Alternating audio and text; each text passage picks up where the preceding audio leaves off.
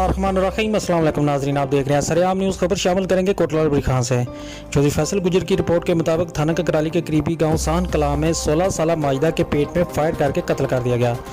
मकतूला माजिदा यासर के वालिद ने 2 शादियाँ कर रखी हैं। मकतूला माजिदा यासर के वालिद ने चंद साल कबल अपनी पहली बीवी को तलाक दे दी थी और बच्चों को अपने आबाई घर छोड़ दिया था और ख़ुद दूसरी शादी करके गुजरात रिहाइश रख ली, जबकि खुद बसिलसिला रोज़गार दुबई में मुकीम है।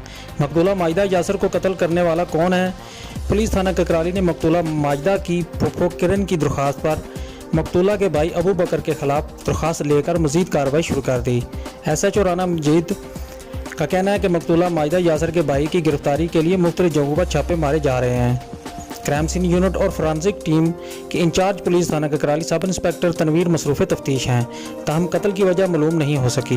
ज़राए का कहना है कि मकतूला की फूफो किरण मकतूला पर जुल्म और तशद्दुद करती थी और अक्सर इनके घर से मकतूला माजिदा यासर की रोने और चीखने चलाने की आवाज़ें आती थी। मुद्दईया किरण का किरदार भी मशकूक बताया जाता है और जिस भाई पर कत्ल का इल्ज़ाम है इसकी उम्र भी ज़्यादा नहीं, ताहम पुलिस जल्द ही असल कातिल तक पहुँच जाएगी।